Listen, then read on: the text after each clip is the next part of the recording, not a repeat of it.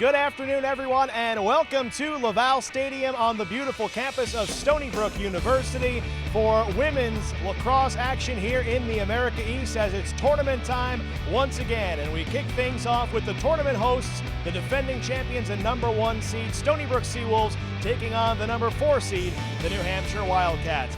Did have the tiebreaker by virtue of beating Albany. Both teams wind up 4-1. We'll see the #2 Great Danes later. Here's a shot and a goal, and it's Laura Pusha with her 40th of the season, getting New Hampshire on the board. So patience truly a virtue for the Wildcats as they jump in front. And you can see a little bit more aggressiveness by Stony Brook, looking for an attacking lane.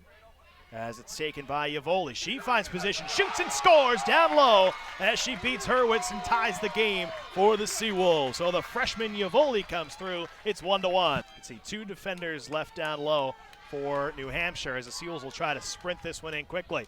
Here comes Rubino. Flips a pass back, open look here, puts up the shot high, and it is good. A score for Stony Brook. Control. And then all of a sudden, you allow Stony Brook in. This is a smart play by Rubino. See her looking around the field, drops it off, sees right here. By the cut that she makes, she still sets up the 3v2. Even though people are starting to get in, they expose that weak side there. Back to the outside for Yavoli.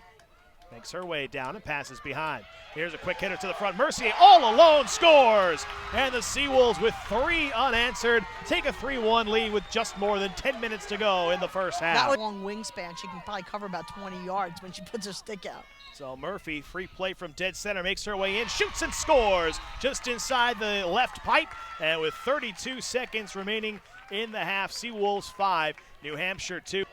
Behind Laura McCool with it. 5.5 gone by here in half #2. No scoring yet here in the second half. 21 seconds remaining on the man up for New Hampshire. Pass in the middle, shot, and a score. It's Pusha again, her second of the game, and that cuts the Seawolves lead to 5-3 as New Hampshire does take advantage of the man-up situation. That was very patient ball movement on that. Everybody touching the ball, everybody moving, and if you notice, Pusha is not on top of the cage when she makes that catch and shot. Now here comes Molly Gaffey, forcing Van Dyke to move. Takes it to the middle of the field, tries to cut around. She gets swarmed under.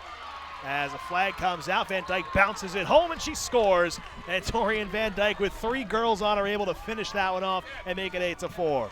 And Courtney Murphy will have an opportunity. And she brings it in, takes the shot and scores her 4th of the day. Near side, McCool. Guarded by Mercier, forced behind. Now Kupris comes over to help out. McCool splits 2 defenders, gets it to the middle, and now Knock finishes on the man-up situation. Rachel Knock makes it a 4-goal game once again. 9-5 Stony Brook with 8:25 to go. Gets into the middle, tries to find some space, takes a shot low, and scores! Rubino gets her 2nd of the game, and the Seawolves once again answer a New Hampshire goal with a quick one of their own. It's 10-5 Stony Brook. Now here comes Yavoli. Back to the outside. Shot up top, goal for the Seawolves as it's Kelly Kerner. And the #1 seed Stony Brook Seawolves, as time expires, advance for the 2nd year in a row to the America East Championship game. A little scare in the first half, but the #1 seed holds strong. The #1 seed moves on. We're joined by the offensive star of this one for the Seawolves, freshman Courtney Murphy. 6 goals on the day here today. And Courtney, tough start to this game. New Hampshire did a nice job controlling the tempo early on, but what was able to turn around there? Coach called a timeout. He said he kind of had an intervention for you guys. What was the difference there from that timeout on to the end of this game? Stepped up. They were able to get us the ball in offense and get us good possessions. And I think once Coach called the timeout, we settled down. We just had to play our game, and we knew that we'd be fine.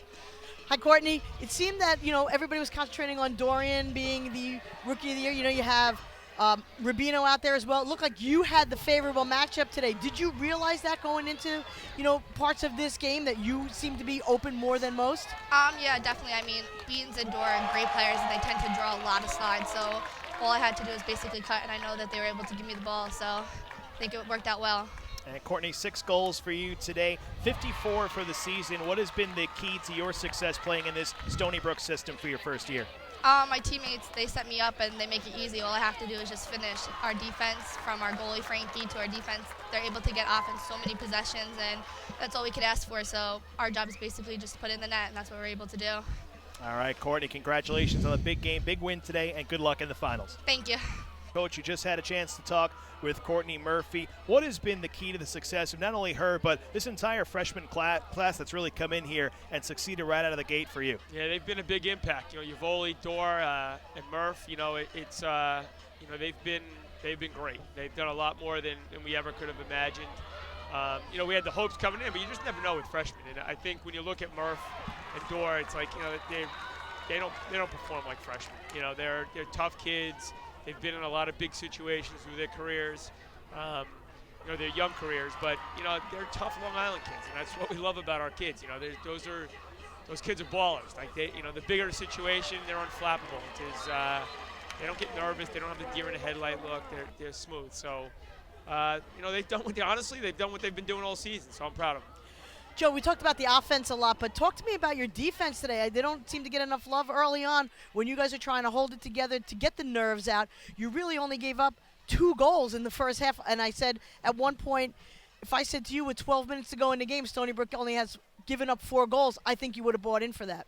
Trace, it's been really kind of the recipe that we've gone with this year. Last year a little bit more veteran up top so we can go and run people and outscore them, and this was a situation this year where with all the returners back defensively, we know and we knew that we have to buckle down defensively. We want to go where we want to go and then kind of feed off of our defense and play opportunistic offense. I think that's probably the formula that works best for any team that plays at a high level. So, our defense, they don't get enough love, but no defense ever gets enough love. So, and I'm proud of that group. That group leads at the lowest goals against average in the country. We have, in my opinion, and you know what, and I know a lot of other people's opinion, we have the best goalie in the country. And our kids, when people score on them, they get upset. It's almost like a soccer team's mentality. Like when someone scores, they take it personally. So, we like that. We talk about that all the time. And, they don't like giving up goals. There's no freebies. When people score, they take it personally. And, kind of just gives our kids a chance to settle down offensively and some of our kids to make plays. And, Coach, first 3 draws of this game went to New Hampshire. You could see the results from that, but 11 for the last 17 went the Seawolves' way. What can you say about that aspect of the game? Our coaches did it, at halftime. It's one area that I just kind of leave up to our assistants.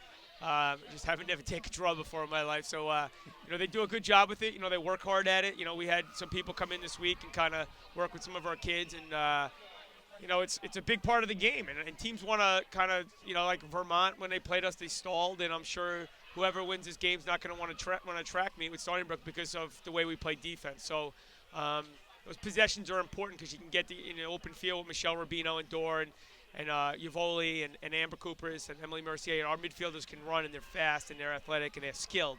So if we get transition numbers, we're generally, we're going to be able to score some goals.